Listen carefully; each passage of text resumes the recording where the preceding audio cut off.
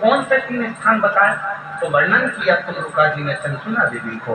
पहला, मंदिर में जहां नंदी बैठता है, उस नंदी के जो पांव उठा हुआ रहता है नंदी का, उस पांव के पास वाली जो जगह होती है, सीधा जो हाथ होता है, वहां बैठ जाओ। भले कुछ मत मांगो, थोड़ी देर बाबा का दर्शन कर लो, श्री शिवाय नमस्तुभ्यम कह लो, ओम नमः शिवाय कह लो। कुछ भी नहीं मांगोगे तो भी भोलेनाथ तुम्हें खाली नहीं भेजेगा। 3 स्थान बताए, 3 स्थान बताए। पहला स्थान है नंदी के पास, जो चरण उठाए। चरण उठा मतलब नंदी उस चरण के माध्यम से आपके कष्ट को मिटाने के लिए शिव को बिठाकर तुम्हारे दरवाजे तक लाए। पहला। दूसरा, जलाधारी, समझिएगा जरा, थोड़ा ध्यान दीजिएगा।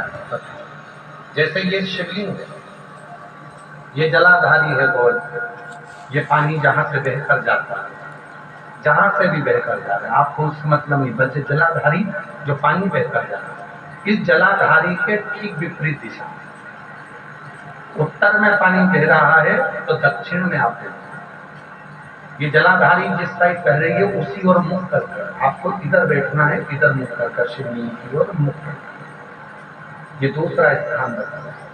ये जो स्थान है, ये माता लक्ष्मी का स्थान, ये जो स्थान है कुबेर का स्थान, ये जो स्थान है सारी सिद्धियों का स्थान, अष्ट सिद्धि नव निधि, इसी स्थान पर बैठकर भगवान शंकर से वर प्राप्त कर। ये वो स्थान है जहां बैठकर आप कोई मंत्र भी नहीं पढ़ोगे, कुछ बोलोगे भी नहीं, बैठने पर ही आपको फल की प्राप्ति होना प्रारंभ हो जाती है। ये दूसरा स्थान स्वयं तुंगरुका जी ने चंचुला देवी को कहा। ये 2 और शिव मंदिर का तीसरा स्थान, भगवान शंकर के मंदिर का तृतीय स्थान कहा गया। तीसरा स्थान, जब हम मंदिर से बाहर निकले और उस मंदिर से या ओठला हो या कोई मंदिर है कोई, इसीलिए हमने देखा है कुबेरेश्वर धाम पर लोग आते हैं तो कुबेरेश्वर धाम का जो गेट होता है ना, अब तो कुबेरेश्वर धाम का 1 2 3 4 5 6 गेट हैं कुबेरेश्वर धाम पर। तो 6 गेट में से जो एक गेट, पहले नंबर, दूसरा नंबर, तीसरा नंबर, 4 नंबर, 5 नंबर, जिस भी गेट में से लोग अंदर आते हैं, उस गेट में से अंदर आते हैं तो सबसे पहले गेट पर दंडवत करें,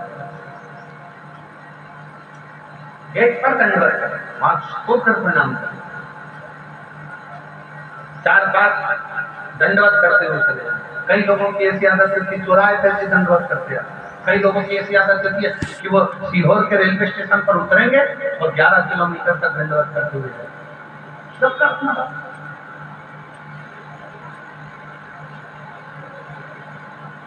और आप लोगों को सुनकर खुशी होगी कि कुबेरेश्वर धाम के प्रांगण में, कुबेरेश्वर धाम के प्रांगण में 4 नंबर और 5 नंबर गेट से आप कुबेरेश्वर धाम के मंदिर के अंदर ही अपनी गाड़ी खड़ी कर सकते हैं निःशुल्क।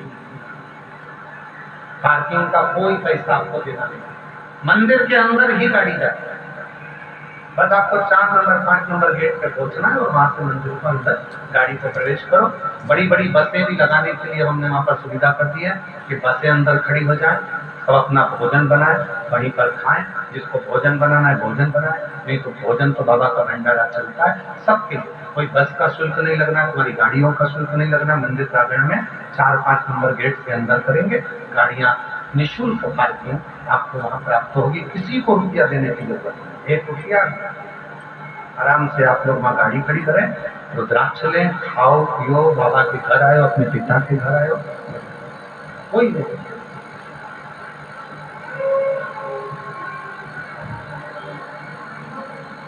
शिव तत्व तो हमने देखा है कि कई लोग दरवाजे से दंडवत करते हैं। तीसरा स्थान तुंगरुका जी चंचुला देवी को बता रहे हैं कि तीसरा स्थान इसका है भगवान शंकर के मंदिर का द्वार।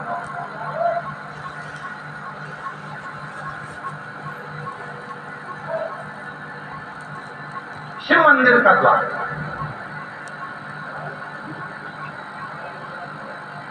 और जो भगवान शंकर के मंदिर के द्वार के बाहर, द्वार से जैसे दरवाजे से थोड़ा सा बाहर निकलकर यदि आप शिव मंदिर की ओर मुख कर आप 2 क्षण के लिए भी बैठते हैं, कोई मंत्र नहीं बोलते, कोई साधना नहीं करते, कोई व्रत नहीं करते, तो भी शिव आपको उसका फल देता चाहिए।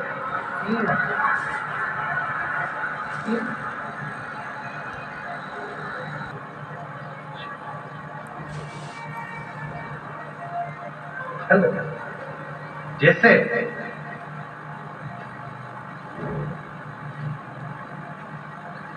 एक नारी के गर्भ में अगर कोई गांठ पड़ जाती है, चेस्ट में गांठ आ जाती है, कोई पुरुष कोई नारी को अगर शरीर में कहीं पर भी गठान हो जाती है, कहीं पर भी गांठ पड़ जाती है, डॉक्टर को दिखाने जा रहे हो और मन में भ्रम उत्पन्न हो रहा है, कोई बीमारी ना लग गई है, शरीर में कहीं पर भी गांठ हो, कहीं पर आप प्रयास करो। शिव मंदिर के जब पूर्णिमा का दिन हो, प्रदोष का दिन हो, सोमवार की अष्टमी का दिन हो, सोमवार का दिन हो, चंद्रमा की रोशनी जब शिखर पर पड़ रही और उस शिखर की छाया जहां पड़ रही उसी जगह पर बैठकर एक बेलपत्र शिव पर चढ़ी हुई चबा चबा कर रात्रि के समय उसको खाना प्रारंभ कर दो। 3 या 4 प्रदोष, 3 या 4 सोमवार, 3 या 4 पूर्णिमा करोगे, शरीर की गांठ धीरे धीरे गलना प्रारंभ हो जाएगी और शरीर में गांठ नहीं, वो रोशनी। और इसका प्रताप यहाँ वर्णन किया गया। देखिए शिव महापुराण की कथा में स्वयं नंदी जब भगवान शंकर के पूजन की तैयारी कर रहे थे और चंद्रदेव का आगमन हुआ, चंद्र को प्रणाम किया, चंद्रदेव के अंदर अभिमान आ गया कि मुझे प्रणाम कर रहा, नमन कर रहा, फिर रोता है तो उसका दंड व्यक्ति को भोगना ही पड़ता है। अब चंद्रदेव नंदी को अपशब्द कहकर चले गए, पूजा की थाली को लाद कर चले गए। अब चंद्र की स्थिति जो गई, चंद्रदेव अपने ससुराल में गए और दक्ष प्रजापति ने चंद्र को काया पर रोक, काया पर